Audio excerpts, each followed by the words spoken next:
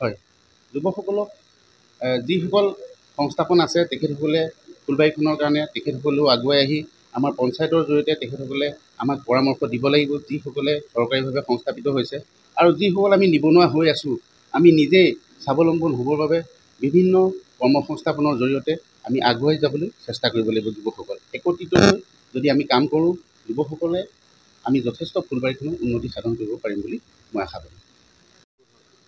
আমি সৰ্বপ্ৰথমে যিটো পদক্ষেপ গ্ৰহণ কৰিলে সেই পদক্ষেপটো আজি 40 বছৰে আমি দেখা নাছিলোঁ। গৃহপ্ৰৱেশত যে সকলো ৰাইজ নিমন্ত্ৰণ কৰি সকলো ৰাইজক উপস্থিত কৰাই সভাপতি আৰু সম্পূৰ্ণ কমিটিখন যে ৰাইজৰ সহযোগত আজি গৃহপ্ৰৱেশ কৰিছে, সি আমি যথেষ্ট আনন্দিত হৈছোঁ। ই এটা শুভবাৰ্তা। আমি আশাবাদী এই পঞ্চায়তৰ পৰা, এই পঞ্চায়তৰ দায়িত্বত গ্ৰহণ কৰা ব্যক্তিসকলৰ পৰা ফুলবাৰী গাঁও পঞ্চায়ত ৰঙানদী সমষ্টিৰ ভিতৰত জাকত জিলিকা এখন পঞ্চায়ত হ'ব বুলি আমি আশা কৰিছোঁ। নমস্কাৰ, আপোনালোক সাংবাদিক বন্ধুসকললৈ মই অশেষ ধন্যবাদ জ্ঞাপন কৰিছোঁ। যিহেতু ইমান কষ্ট কৰি আহি আজি আমাৰ এই অনুষ্ঠানত উপস্থিত হৈছে, সেয়েহে আপোনালোকক ধন্যবাদ জ্ঞাপন কৰিছোঁ। আগন্তুক দিনবিলাকত ফুলবাৰীৰ শৈক্ষিক, সামাজিক আৰু সকলো দিশতে আগুৱাই নিবলৈ মই যৎপৰোনাস্তি চেষ্টা কৰিম। আমাৰ যিহেতু ফুলবাৰীখন অতি পিছপৰা অঞ্চল, ইয়াত বহুতো আমাৰ অসুবিধা আছে। সেই অসুবিধাখিনি দূৰ কৰিবৰ কাৰণে মই যথেষ্ট কষ্ট স্বীকাৰ কৰিম আৰু সকলো ৰাইজৰ উন্নতিৰ হকে কাম কৰিম।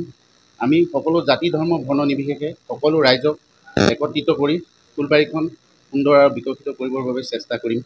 আপোনালোকক এই সংবাদ মাধ্যমৰ জৰিয়তে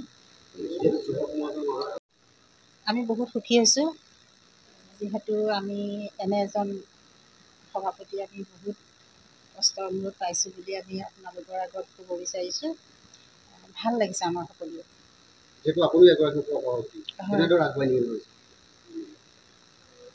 পাহাৰ দাঁতি কাষৰীয়া ফুলবাৰী এখন অতি পিছপৰা পঞ্চায়ত। এই পঞ্চায়তখনৰ আমি সকলো দিশতে আগবঢ়াই নি পঞ্চায়তৰ জৰিয়তে যিখিনি সা সুবিধা আহে, এই সকলো সা সুবিধা আমি প্ৰকৃত পাবলগীয়াজনক দি নৱপ্ৰজন্মক যাতে আমি আগুৱাই নি এখন ফুলবাৰী আদৰ্শ পঞ্চায়ত হিচাপে গঢ়ি তুলিব পাৰোঁ, সেয়াই আমি আশা কৰিছোঁ। আৰু ইয়াত আমাক সহায় কৰিব লাগিব ফুলবাৰীৰ ৰাইজসকলে। যিসকল সমাজসেৱক আছে, যুৱ প্ৰজন্ম আছে, তেওঁলোকে আমাৰ লগত আহি সকলো ক্ষেত্ৰতে আমাক দিহা পৰামৰ্শ, আমাৰ লগত আলোচনা কৰি যদি আমাক আগবঢ়াই নিয়ে, আমি নিশ্চিন্ত থাকিম যে ফুলবাৰী পঞ্চায়ত এখন আদৰ্শ পঞ্চায়ত হিচাপে গঢ় লৈ উঠিব। যিকোনো খবৰৰ বাবে যোগাযোগ কৰক 7099017330 লগতে 7099017110 নম্বৰত।